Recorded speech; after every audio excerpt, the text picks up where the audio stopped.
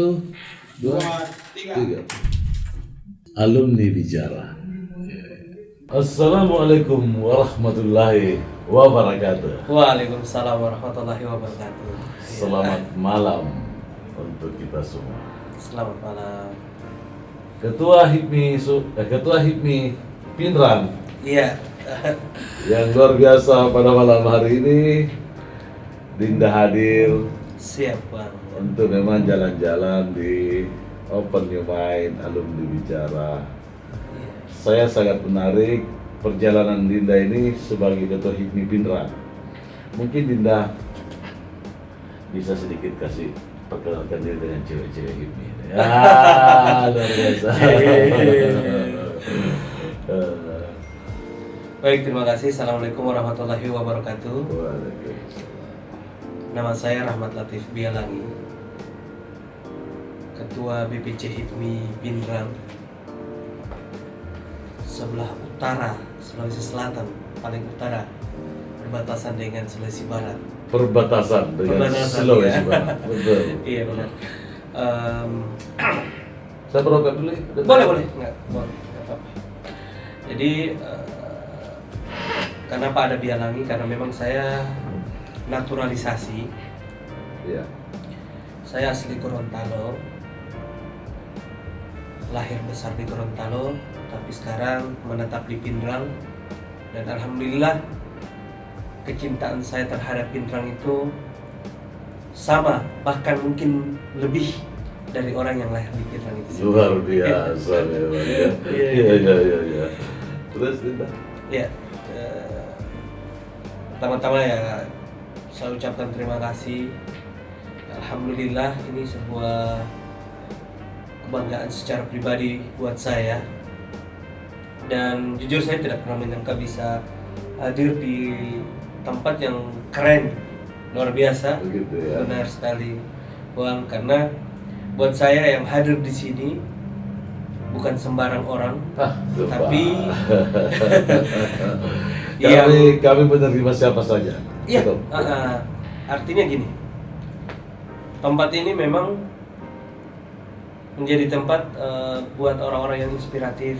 Makanya saya secara pribadi merasa cukup terharu ya ketika ada undangan untuk menjadi salah satu narasumber di podcast Alumni Bicara ini. Hal yang cukup jauh terpikirkan dari saya sebelumnya, karena untuk posisi di HIPMI pun saya masih tergolong sangat-sangat muda. Cuman saya berusaha memantaskan diri dan memantapkan diri layak menjadi ketua umum BPC HIPMI Pinrang. Iya. Ada yang perlu bikin direwen-rewen ini, Dinda. Boleh. Dari perjalanan Gorontalo, di sana besar, di sana SD-nya, SMP, SMA, hijrah ke Makassar kuliah di dunia. Iya. Alumni bicara dari Universitas Muslim Indonesia. Iya. Iya kan, ini judulnya ini barang Dinda. Kalau dari perjalanan itu, mungkin bisa Dinda, kenapa bisa sampai dari Gorontalo masuk ke UMI langsung ke Pinrang? Iya, waktu saya sekolah dulu di Gorontalo, di salah satu, saya sebutlah karena ini sebuah kebanggaan sebagai alumni, saya di pesantren Al-Falah Limboto Barat. Pesantren. Iya, pesantren, salah satu pesantren yang menjadi kiblat buat santri yang ingin belajar bahasa Arab dan bahasa Inggris. Iya. Nah, waktu itu saya sering suka baca majalah Islam. Dan suatu ketika saya melihat ada semacam potongan brosur di dalam majalah, itu Universitas Muslim Indonesia. Di dalam brosur itu. Di dalam iklan itu ya. Hingga akhirnya saya tertarik. Sayangnya di Gorontalo selama waktu sekolah itu saya nyaris tidak pernah berhubungan dengan komputer, apalagi dengan program. IT. Iya benar. Ya. Saya itu lahir sebagai anak pedagang kaki lima. Cuman saya berpikir bahwa saya juga punya hak yang sama untuk mengejar cita-cita. Ya. Nah disitulah terbesit untuk bagaimana saya bisa melanjutkan kuliah di Makassar, kota yang tidak pernah saya datangi sebelumnya. Dari kecil sampai Dari kecil, iya. SMA ya. Saya pernah lewat. Waktu itu saya ikut lomba pidato bahasa Inggris tingkat nasional di Medan. Saya pernah lewat aja. Transit, iya. Tapi ternyata setelah hari ini saya baru tahu, saya transitnya itu bukan di Makassar, di Maros. Wah, iya. Bandara lama waktu itu. Di Bandai. Iya. Ya, jadi waktu itu saya kasih tahu ke orang tua, Pak, saya mau kuliah. Nanti kalau setelah lulus saya mau lanjut ke Makassar di Universitas Muslim Indonesia. Universitas Muslim Indonesia. Mama dia bilang, oh iya boleh, tapi kamu harus ambil bahasa Inggris ya. Saya harapnya itu ketika mama saya bilang dia mengizinkan, kata boleh itu berarti sudah didukung penuh oleh orang tua, tapi ternyata tidak. Bapak saya tidak menyetujui itu. Dia bilang sama aja, kamu kuliah saja di sini, mudah-mudahan apa yang kamu cita-citakan itu bisa terwujud. Saya sangat kecewa waktu itu. Akhirnya saya mogok makan, saya kurung diri di kamar. Waktu itu ya sempat saya menangis sih, karena tiba-tiba aduh kenapa bapak saya seperti itu.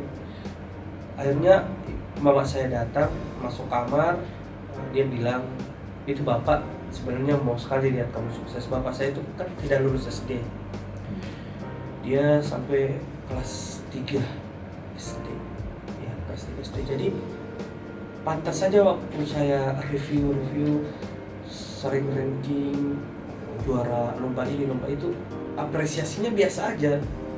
There is no something special gitu, tidak ada yang spesial buat dia.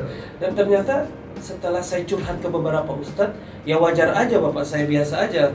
Wong dia mungkin tidak tahu bagaimana euforia ketika kita mendapatkan juara atau peringkat di perlombaan apa. Untuk sekolahnya saja sudah syukur-syukur bisa membaca buat beliau. Tidak pernah melewati itu. Tidak pernah melewati itu. Iya. Jadi awalnya saya suuzon, akhirnya saya husnuzon, saya berbaik sangka. Bapak saya cuma bilang, malu kak, bahasa Gorontalo ya, malu. Saya malu karena takutnya kamu pulang tidak bisa jadi apa-apa. Saya tidak bisa membiayai sekolah. Menarik. Adik saya bersaudara 4, saya anak bungsu. Adik saya 2 perempuan, 1 terakhir laki. Ya. Adikmu itu masih kecil. Kalau saya fokus sama kamu, bagaimana dengan adik-adik? Bisa-bisa mereka tidak sekolah. Ya. Akhirnya waktu itu bagaimanapun caranya saya ini harus bisa berangkat. Saya kasih tahu ke bapak, begini saja, antar saja saya ke sana. Nanti saya pikirkan bagaimana cara saya bisa bertahan hidup. Kalaupun saya sudah tidak mampu, pasti saya akan pulang. Ya. Kata-kata itu yang saya selalu. Lama, akhirnya bapak mungkin iba lihat saya murung, selalu apa ya, karena masih anak-anak jadi mut-mutan.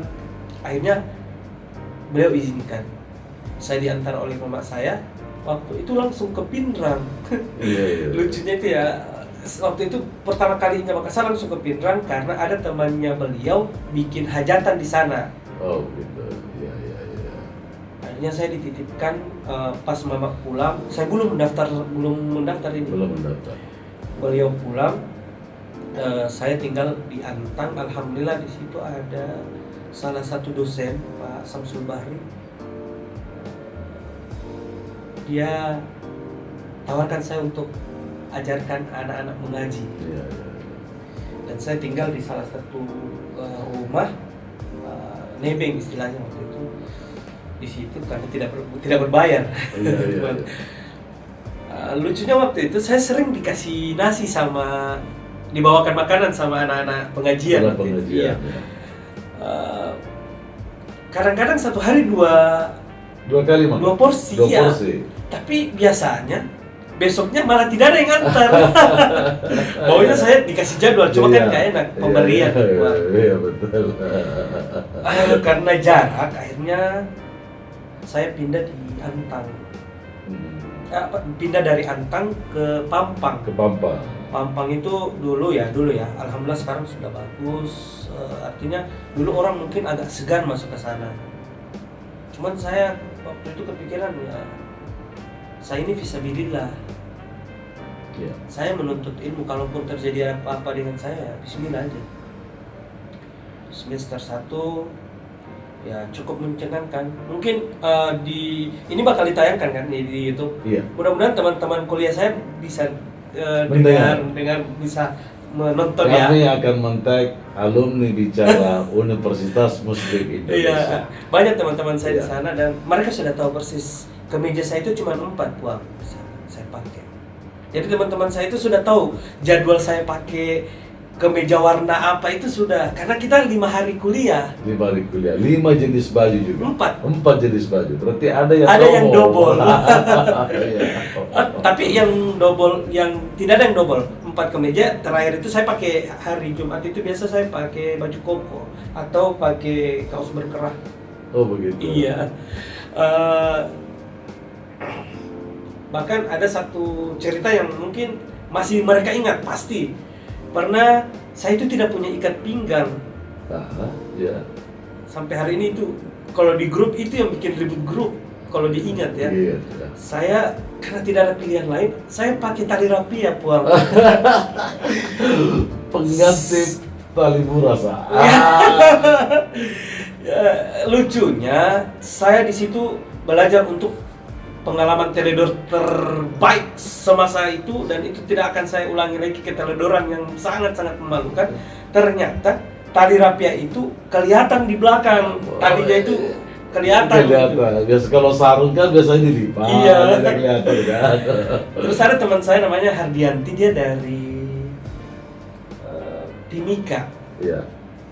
Orang Timika tapi dia cantik. Iya. Dia tarik tali rapia. Iya.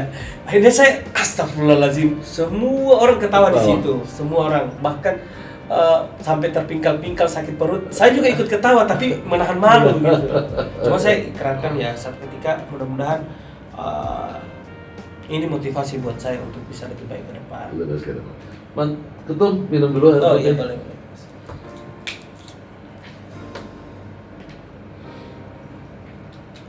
Jadi bisa lanjut ini? Bisa lanjut. Oke.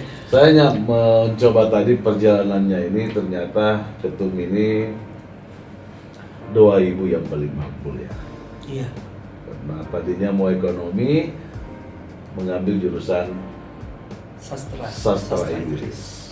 Sastra Inggris waktu itu saya dapat beasiswa 50%. Jadi bayar SPP-nya itu 1/2. Seperduanya. Iya. Jadi dapat beasiswa. Dapat beasiswa.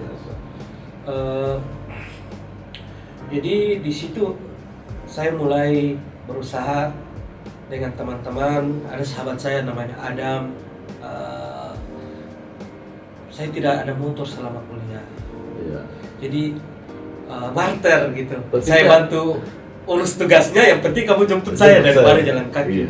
Tapi cukup jauh juga ya, Umi dengan Pampang ya. Cukup jauh. Cukup jauh. Saya harus mutar ke depan. Padahal itu sebenarnya bisa kalau lewat belakang, Lewat kalau belakang. pintu ada ya bisa, tapi saya harus mutar. Oh, iya, Tapi apa ya, pokoknya saya nikmati waktu itu Iya.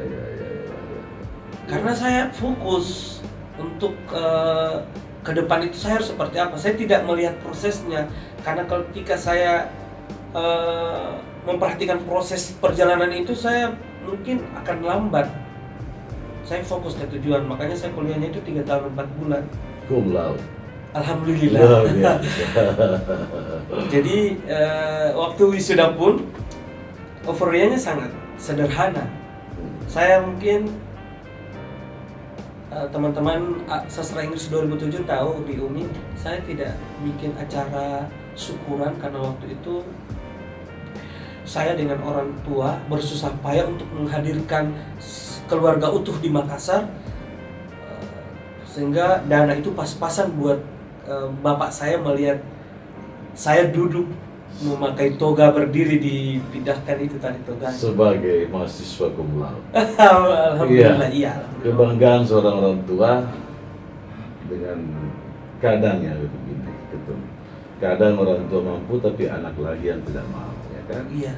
Mau hidup yang euforia, yang betul-betul hidup yang high class. Nah, memang hidup yang sederhana, hidup yang Dinda jalani selama berkuliah itu sampai kerja di Fajar Group ya sebagai wartawan. Benar, saya pernah kerja wartawan di Harian Fajar 2008 awal 2009 terus sampai 2011 sebagai wartawan. Sebagai wartawan. Gajinya berapa di saat itu? Untuk ukuran mahasiswa sudah luar biasa. Saya tidak lihat gajinya waktu itu, Bang. Saya lihatnya yang pertama, saya gratis makan siang dan malam. Jadi melalui kesempatan hari ini, saya ucapkan terima kasih. Ada satu sosok, beliau sangat inspirator buat saya terkait dengan perjalanan saya sampai hari ini. Di luar dari orang tua saya.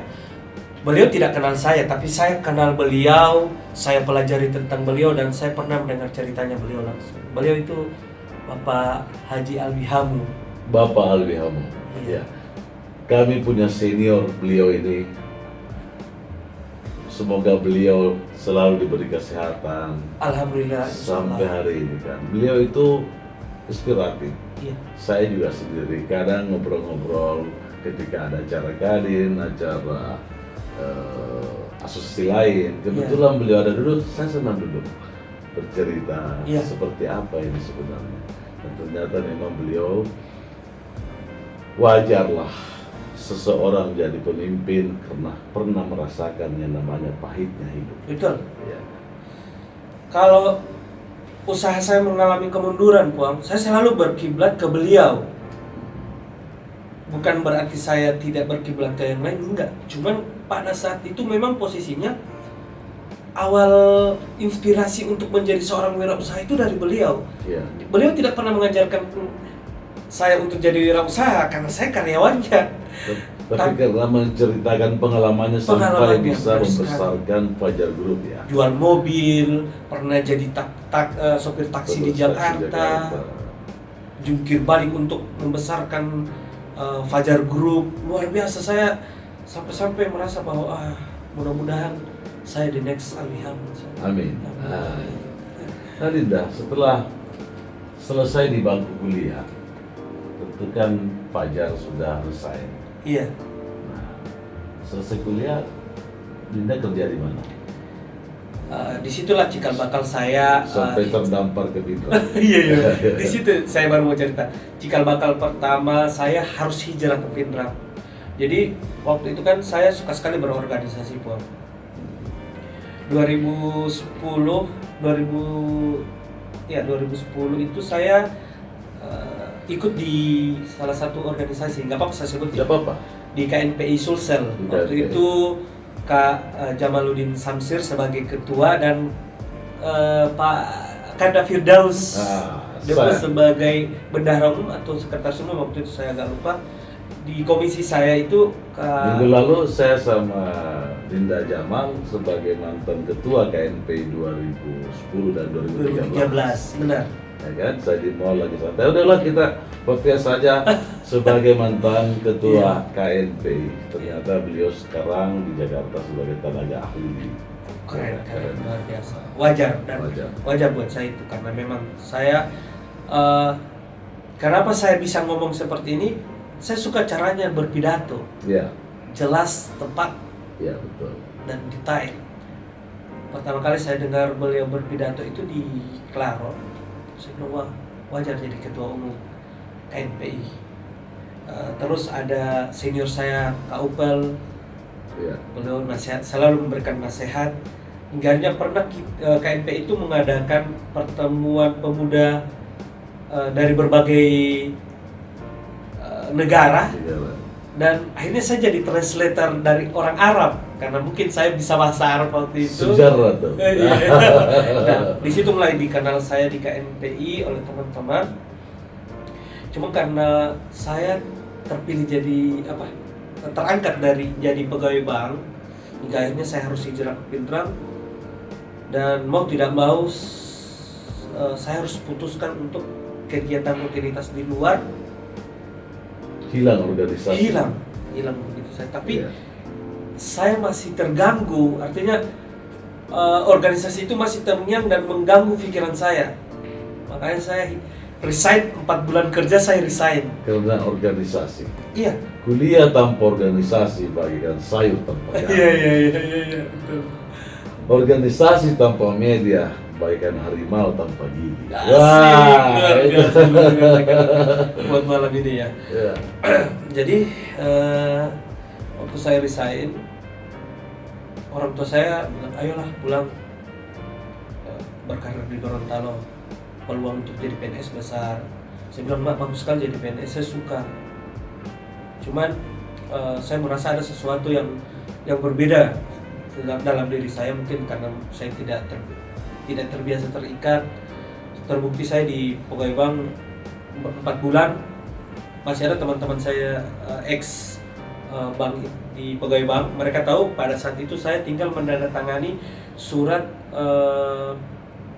sebagai pegawai tetap. Iya. Tapi saya menolak dan saya memilih resign dan berwirausaha. Iya. Disitulah saya pertama mengenal HIPMI. Iya. Nah, HIPMI buat saya salah satu organisasi yang keren, yang benar-benar mengikat kita, menuntut kita mempertanggungjawabkan apa status yang kita sandang. HIPMI ini, jadi apapun yang terjadi, status sebagai pengusaha muda ini harus saya pertahankan. Sekalipun ini pengusaha apa saja. Iya. Tidak ada ukuran HIPMI itu harus banyak uang dengan tidak ada uang. Yang penting dia punya usaha. Cuman yang kita harus diberatkan adalah ternyata untuk kelangsungan hidup secara pribadi misalnya, atau kalau yang sudah berkeluarga, Ya. untuk ukuran organisasi itu adalah urutan kedua, karena istri atau suami, anak-anak tidak butuh itu, mereka butuh uang. Betul. Tidak butuh organisasi, tidak butuh pergaulan. Dia butuh coa. Dia butuh popok. Popok nggak ditukar dengan piagam. Nah, setelah menjadi ketua HIPMI di Pindrang, program apa saja Tom yang dilakukan? Karena yang saya tangkap dari ketua HIPMI Pindrang mengatakan bahwa saya akan berbuat lebih baik dibanding dengan putra daerah yang mau memimpin HIPMI. Iya. Jadi waktu itu sebelum mencalonkan, ada salah satu teman, mereka menuntut saya untuk membuat satu statement yang itu harus saya buktikan. Iya. Kalau 100 hari kerja setelah pelantikan saya tidak punya gerakan, maka saya harus siap mengundurkan diri.